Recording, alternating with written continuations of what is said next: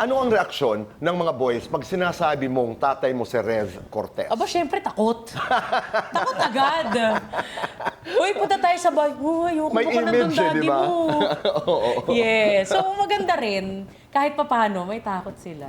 May nagustuhan ka ba kaagad na nanligaw kay Kai na dinala niya sa bahay? Actually, wala eh. Pero dahil gusto niya, okay na.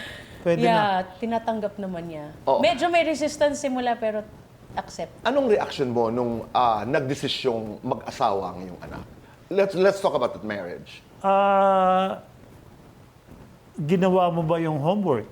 Chinek mo ba kung sino siya? Ano siya? At basta, malaki na siya. Alam na niya ang kanyang ginagawa. Parang di na naman yung malaki na siya. Lahat naman tayo sa pamilya, puro malalaki. Okay. Okay.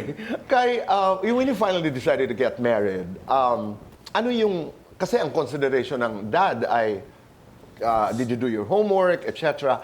What made you decide na ito na, this is time to get married? Because during that time, ang pinakita niya sa akin, sobrang perfect. Super perfect. Kahawig niya lolo ko. Yan yung physically na nag-attract sa akin. Kasi parang Spanish yung lolo ko eh. So maputi siya, na chubby, na cute.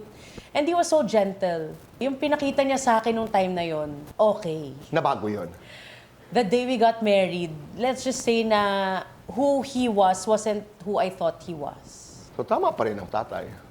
Di ba? Did you do your homework? Importante na hindi yung, di ba, panandalian lamang na impression. Hindi.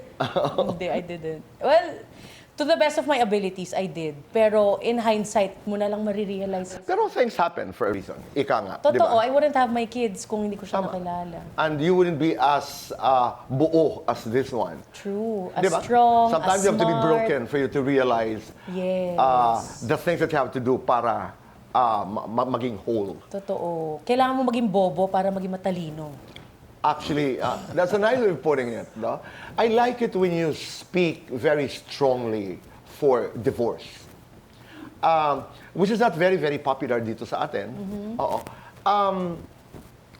Aside from your experience, what do you want us to understand tungkol sa divorce? Alam naman natin that the only thing constant in this world is change. At ang tao, hindi exception dyan. Ang tao nagbabago. So, hindi naman imposible na sa kalagitnaan, pagkatapos mo maging sobrang sure na ito na yung taong para sa'yo, kalagitnaan ay may magbago. Hindi mo nagustuhan ang pagtrato sa'yo. Lalong-lalo na kung wala ng respeto sa'yo. Naniniwala kung you can stand for yourself and you can say no and you can say, I deserve better. Do you share that opinion? No. Oo. Kasi kami ni Candy, we are member of a Catholic Renewal Group. At naniniwala kami na pag nag-asawa ka, whatever God put together, let no one put asunder. Tama ba yun? That's right. It's, yeah. I respect So, that. pero kung- paano yung binubugbog, tsaka yung inaabuso, di ba? Binugbog ka ba? Hindi naman ako yung pinag-uusapan. In general, personalan talaga to. Gusto mo sagutin ko ngayon?